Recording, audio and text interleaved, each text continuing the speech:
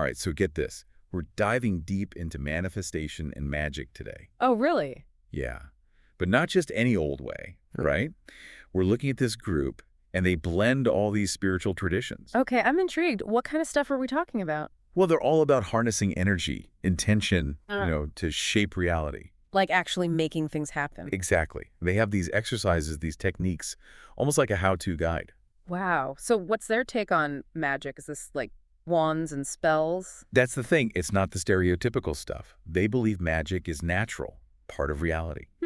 Interesting. So how does that work? They even use the term quantum magic, which is kind of mind-bending when you think about it. Quantum magic. Okay, you've got to tell me more. I know. It's like they're saying, forget what you think you know about what's possible. I'm all ears. And who are these people? Where did you even learn about this? Well, they have all these teachers, Hmm.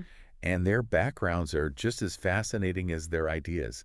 Like there's this one guy, Antar. Okay. He's described as an eremite nomad, lives out in the desert, has a camel named Kabul, the whole 9 yards. Wow, that's quite a visual. You don't meet someone like that every day. Seriously. And that actually ties into their whole thing about intuition, listening to that inner voice. You're right. Trusting your gut. Yes, and paying attention to signs, whether they're from guides, angels, even dreams. It's like they're tapping into something beyond the everyday, Exactly. And one of their teachers, Lemur, he says, and I quote, "If you don't trust yourself, how can you trust a higher power?" Oh, wow. That's deep. Right? Makes you think. Okay, ready for another one. There's this teacher, Maria Magdalena. They call her Mileni. Okay. She focuses on love manifestation. Love manifestation. Okay, that's a new one. What's that all about? So it's about harnessing energy, intention, all that, Yeah. but specifically for love, relationships, personal growth, the whole shebang. Interesting. So how do they say you do that? Well, she uses this thing called a sphere of light. Basically, it's a visualization technique. A sphere of light. Okay, I need more details. What does that look like? So you imagine yourself surrounded by this radiant sphere of energy, and then you use that to, like, direct your intentions. I see it. Interesting. Right. And get this, Milani believes that women, because they can carry and nurture life, might actually be more powerful manifestors. Whoa, really? That's pretty empowering. Right. It's a whole different way of thinking about it. Yeah, I'm starting to see why you were so excited about this. And we've only just scratched the surface. There's also Tesla, who's really into this thing called radiesthesia. Radiesthesia, what is that? Some kind of energy healing? Kinda. It involves using tools like pendulums to tap into subtle energies. Oh, like dowsing rods? Exactly. He believes we each have these unique energy signatures, these energy unitaries. Energy unitary, so like our own personal energy fields. Exactly. And by becoming aware of our energy, we can influence outcomes. Okay, this is starting to sound pretty out there, even for me. I know, right? But then there's Guagua, who brings it back to something really simple. Innocence. Innocence. Like childlike wonder. Yes. He's all about approaching life with that same sense of wonder and seeing the magic that unfolds. Okay, that I can get behind. Right. It's a nice reminder to not overthink things. But then, just when you thought it couldn't get any wilder, we have Enoch. Okay, who is Enoch? This guy supposedly lived for almost 1,000 years and traveled to other worlds. Wait, what? 1,000 years? Come on, you're pulling my leg. It sounds crazy. His thing is plenitude. It's about taking responsibility and using your knowledge for, a bigger purpose. 1,000 years of knowledge, that's a lot to handle. So what does this group actually do with all this, knowledge? Well, that's a key part of it. They share it. They're all about helping others tap into their own potential, which I think is pretty cool. Yeah, it's like they're paying it forward, spreading the love or the knowledge. Exactly. They believe everyone has something to offer. It's a nice thought that we all have something unique to bring to the table. Right. And we haven't even gotten to Yakasamahanta yet. And who might that be?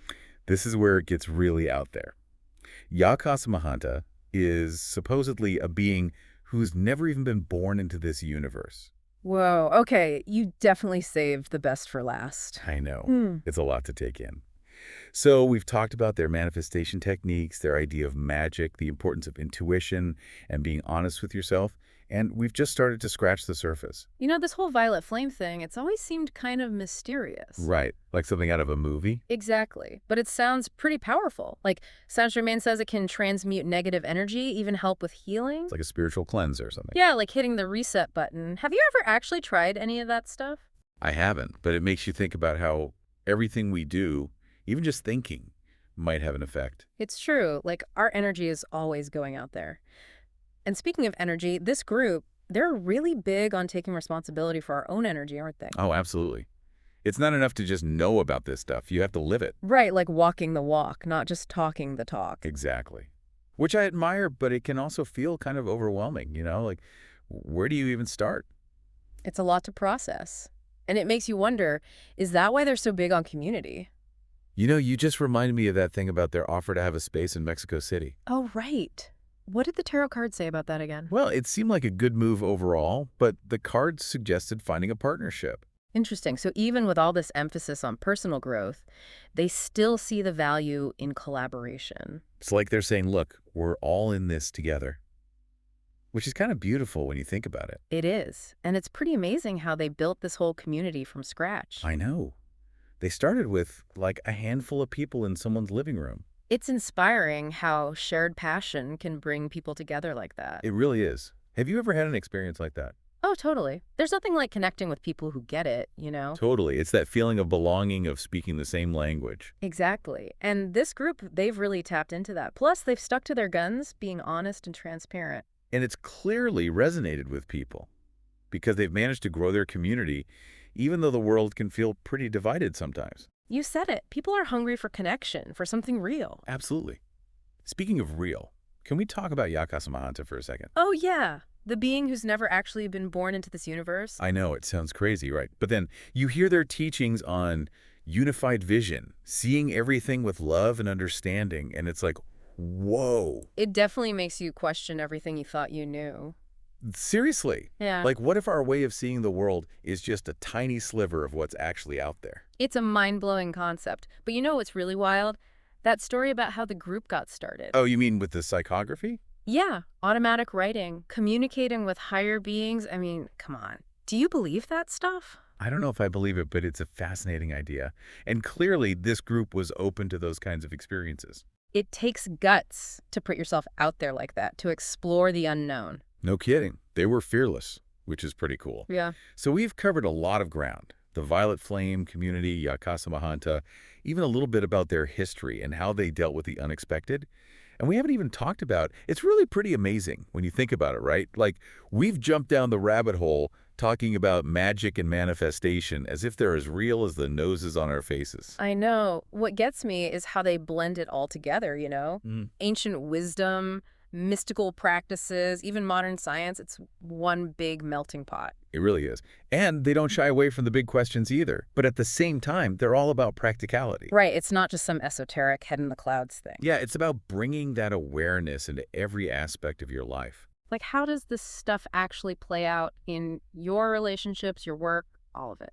Exactly. They're all about recognizing that everything matters. Yeah. Even the little things. Like that idea that everyone has something valuable to offer, some kind of unique knowledge. Right.